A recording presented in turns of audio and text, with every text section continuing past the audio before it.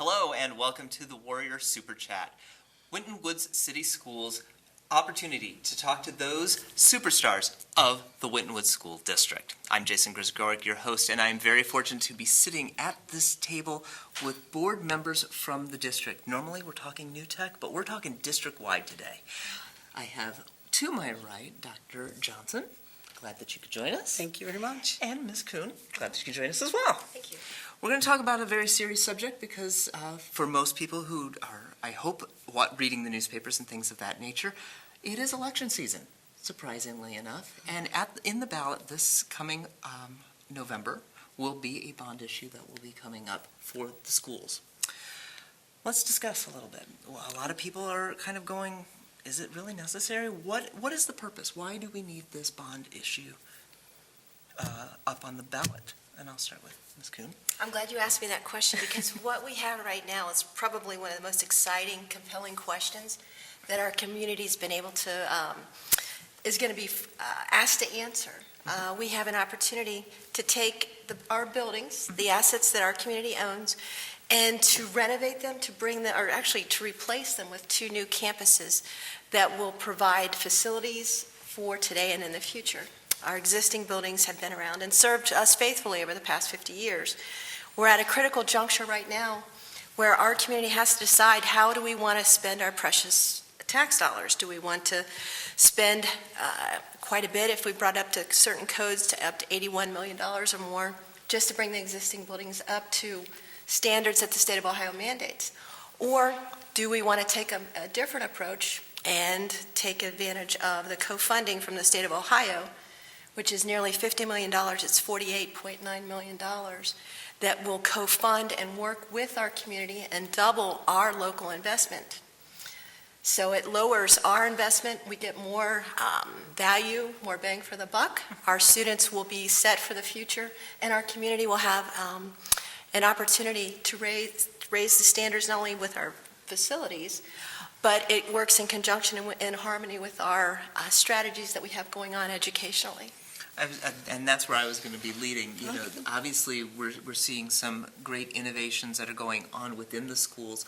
Is it now time to reflect that we've got the internal going? Right. Is it not time to look at the external? Right. You know, people want to do the same thing and watch it not work. And what we're trying to do here is to say that we have an opportunity to use state money, which doesn't come along every day, and we have this money, and we can actually build our facilities to match what we're trying to do academically. We have the New Tech Network, and we've got some project-based learning that's happening. We're starting it with the upper grades, and then we're going to next year bring it down to the younger grades, but what we need is a facility that's going to match that. And keep in mind that even if we vote yes for a bond or whatever, it doesn't start building for 4 years. So the reason why it's important is, first, we've never forgot about academics. Academics has always been number one for the school district and for the superintendent, and the team that the superintendent has put together really has pushed academics from the very beginning since I've been on the board. And I can only speak to the time that I've been on the board. But I've watched it, and I've watched some very great changes take place in facilities that really aren't set up to do the things that we do in them. But just imagine how much more can be done with those facilities. You want to see academics jump? Put us in a place where technology reigns. Put us in a place where the seating and the lighting and everything works to build academics. The second part of that is there's a value to our property and to our community to build new buildings, to build new schools. Because as it is, people were sending their kids to other school districts. You know, they're sending them out of the district. Oh, I don't want the kids to go get a bowl to put up under the leaky roof, or, you know, needs to be fixed or that needs to be fixed. So as it is, people were sending their kids outside of district. And we could keep those dollars in our in-house if those kids don't. Every child that leaves the district, we send money with them to that other district. And why not keep that money with us, plus take advantage of the money that the state is giving us? And we're already already building the academics. We need the facility to match the academics. It's going to be a safer environment for the students with respect to, how to enter the buildings and exit the buildings, security wise. So that it just makes sense to take, if you have an old car, you're not going to keep putting money into an old car when it costs more to fix it or to restore it to brand new than it would to take it and say, we're going to buy a brand new one and we're going to spend less money. And that's really what we're looking at. It's 80, is it 85? For the, to build, to bring it, to restore it, 81.5 million, I'm sorry, 81.5 million to bring these buildings that we have up to the Ohio School Facility Code. Or we can take the money that the state's going to give us, the 48.9, and plus add the money that is the community share, which is only at 61 million, and then have a new building. So the difference in bringing up an old building, which you still might have problems with, just because you repair a car doesn't mean something else might not go wrong with it. You repair the building, something else might go wrong. But you build brand new, then you know it's going to be there. It's going to be the facility that you want it to be. So it just makes sense to me. And with everything going on, obviously it becomes that shining crown jewel on top of everything that you're going towards. Now, we talked about, and it's been brought up, that kids are leaving the district. That's the unfortunate part of it. But as you're building, are you not seeing, or are we currently seeing, an increase in the enrollment at all? No, actually, it's a very exciting time. Over the past 3 years, our enrollment numbers within our community, we're pulling in students not just from within our community, but from outside our community because they see the value of what our schools can offer them. Enrollment over the past 3 years has gone from 3,400 students to 3,600 students, and this current school year, we're up to 3,744 students. What that tells me, we can expect that continued growth to go on. We're going to be close to getting to 4,000 students. Right now, the students we have right now, we've maximized the use in every corner, every cranny of our existing school buildings. We have to add modules and buildings outside of the existing school buildings to accommodate this need. I don't know how much more we have to cram them into each corner before we realize that we're growing at the seams, and now is a prime opportunity that we have to cater and build and design the school system and the building along with it that our students deserve, that our community deserves, and that we're very capable of doing. And if we're seeing this enrollment grow, obviously this, as we're saying, without the buildings, right, this is going to cause an issue. And that's the point I was going to add. I mean, as Paula has said, the enrollment is growing because of the changes that we're making academically. Correct. Now, imagine what will happen if the academic changes, coupled with a facility that is built to enhance those academic standards. So the academic standards and the new technology that is coming on board, the project-based learning, that's what's got this enrollment growing. So people know we're no longer the best kept secret. People are starting to hear about what's going on over here at Winton Woods. So now what we need to do is to get a facility that matches that. I could see that, like she said, 4,000, 4,500. It will continue to grow because people are coming, even though our buildings really aren't the best buildings to come to. And we have new buildings surrounding us, but we also have a margin of people who are not bringing their kids to the district for whatever reason. And they can come back. They can come back because academically we're building, the academics, and so we want them to come back and to enjoy the academics and the new facilities that we would have, if the voters were to consider that. The other thing is considering building the new buildings. You have it's like an economic stimulus. It builds the economy. When you have the biggest, I think you had made this point before, Paula, the biggest employer in our community is the school district. So as that begins to get bigger or to start to build, then that stimulates how many people are going to be going to McDonald's or to Wendy's or to, shop in our area. And then other shops will want to come. And, that just kind of builds the economics of our community. And who doesn't want a thriving community? And stronger schools brings a stronger community, you know. And do you think, on top of that, with your growing partnership with the city itself, do you not see that also being an effective handshake, so to speak? Oh, absolutely. I mean, like right now, we have liaisons that are on the board who actually are liaisons to the communities, so to their councils, so that we go and we sit and we talk and just kind of bring everybody up to speed so that they know what we're doing and what the school is doing and the progress that the school is making, and then they can let us know what's going on, in the community. We have a liaison in Green Hills, in Springfield Township, and in Forest Park, so. One point, just to piggyback on that, schools for so long have been the focal point. The building in a school, or the school building in a community, is one of its landmarks. It's solid, it's powerful, it speaks to the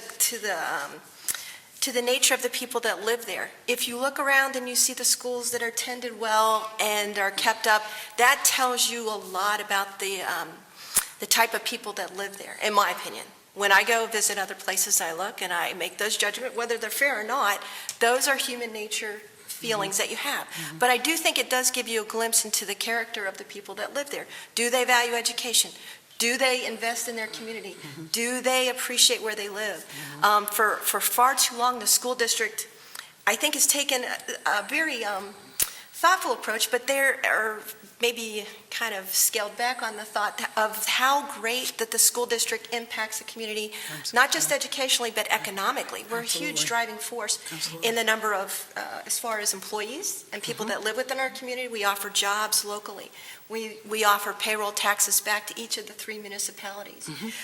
With this new infrastructure and this economic stimulus package, which I pretty much think it looks like from our community standpoint, I don't see any other municipality or any local government leader, and you guys can work on this if you want to, our local municipal leaders, but to bring $50 million, if you want to bring another $50 million back into our community, I would surely support our local civic leaders in that quest. And I would hope that they would also respect the value that this brings to our community, too.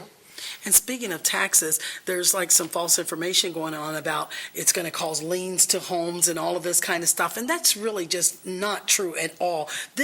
Looking at this can only make us better. There's no way that this can make us worse. I mean, so this is a very positive thing for people to consider and to take into consideration how they will be affected in the future, in the long run. If I've been in the community for a long time, and Paula's been in the community even longer than myself, and this is our home. This is what we want. We want a nice neighborhood. We want nice facilities. Everybody wants their kids and grandkids to have a good education. So a good education in a nice facility, kids shouldn't get used to going and get buckets when it rains. They shouldn't get used to, I can't walk down that hall because something else has occurred. And that's not because of the lack of upkeep. That's because of the buildings are old and they weren't built to last but for so long. And just keep in mind that whether we decide to build new or we decide to try to repair or to renovate, it's going to cost us one way or the other. It's going to cost us something. So that you have to decide, what is it that you want it to, what is it that you want your money to do? Most of us want our money to have the biggest impact. We don't want to throw good money after bad. And that means that you need to go and decide, what do you want your money to do? How is the best way? Considered a good economic Good sense? economic sense. That's exactly right, yeah.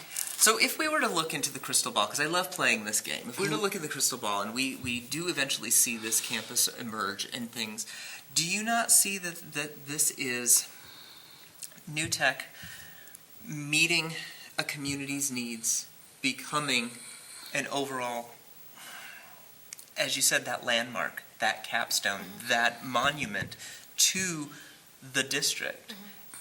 And as we've seen many times coming, the number of guests we've had here, them now taking that information from that campus and taking it out, now does that not make Wintonwood City Schools a beacon? Right.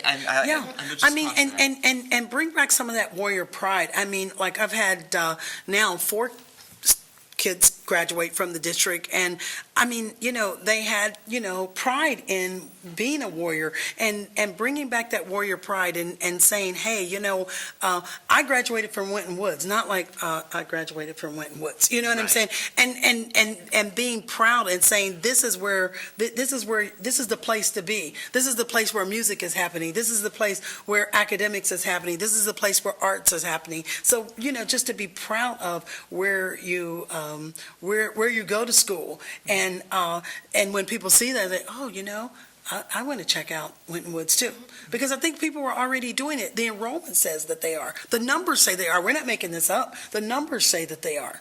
So now when they have the facility to match what the academics, it just absolutely makes sense, And kind of going back to that enrollment number, is it not actually asking for a larger space, a better space?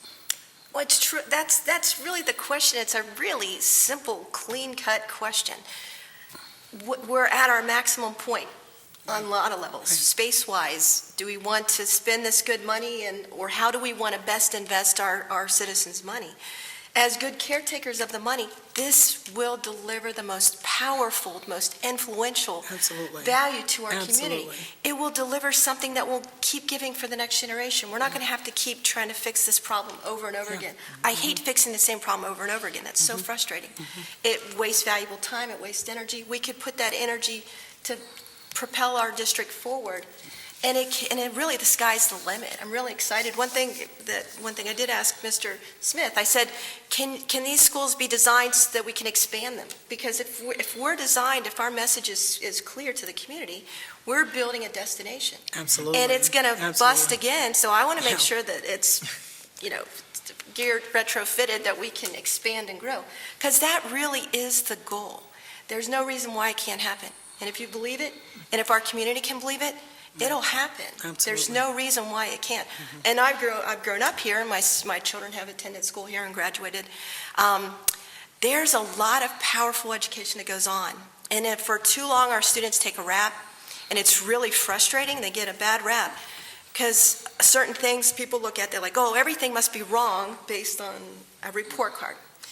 There's districts that do very well, but does that mean every child succeeds in that school? No. Does it mean every child fails that's in one school district if it's not measuring up? No, that's not the case. There's this little imaginary line that you just move, and it's sometimes just a fraction. It's just a few children. You're going to continue to move forward, and it's a process. And to degrade children for their hard work that are succeeding is really a huge disservice that our politicians in Columbus and across the country are trying to pigeon.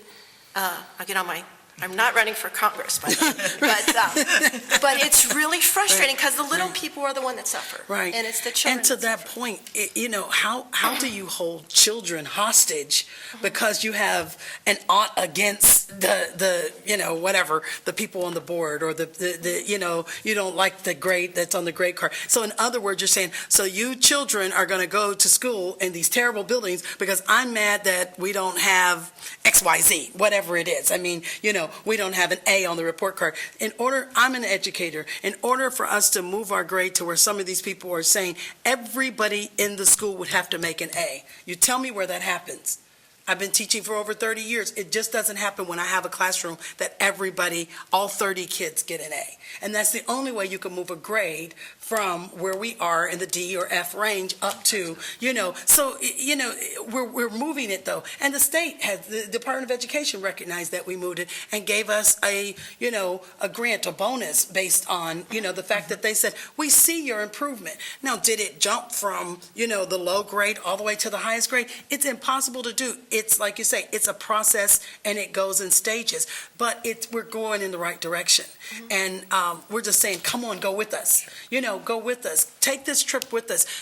Don't hold the kids hostage and say you have to stay in a facility that is less than because I don't think you deserve it. Really? Wow. It's time to rebuild, to revitalize, and to restore. And that's what we're trying to do. And that's what this will do.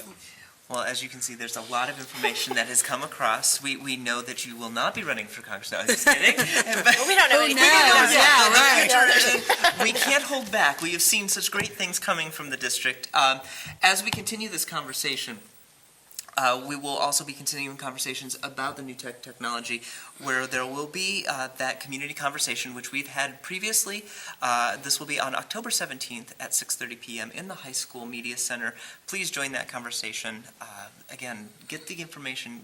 That's the important part. I think that's, if there's anything that we can gather today, is that as long as you have the correct information, you know exactly where that roadmap will take you. Absolutely. And if you have seen anything that has been at this table, or have seen anything that's been in the district, you know that the Wintonwood School District is not a best secret anymore. No. It is indeed, as you said, Absolutely. a definite destination. Absolutely. Right, and knowledge is power. Please arm yourself with these facts, because with this information, you can make an informed decision, and one that is worthy of our community. And truly, if we're working for an educational facility, and that's our community, then please, voters, please educate yourself properly on the question, get all the facts. I love debate and discussion, because I think they're powerful and they move our community forward. And we're about transparency and openness, and we want to connect with our community. This is the podcast, and Waycross has been a great facilitator of that goal. Community partner Thank for you. that. And that's what we'd like to do. We like to be that middle section between the community and people like you, people who have the information. So I want to thank you for taking your time Yes, to come and give absolutely. that information Yes. and joining us here on Warrior Supercast. All right. Thank you. Thank you, and I want to Thank thank all of you for joining us as well. This has been Warrior Supercast, the podcast that celebrates the superstars of the Wintonwood School District. Have a great evening, and we will see you next time.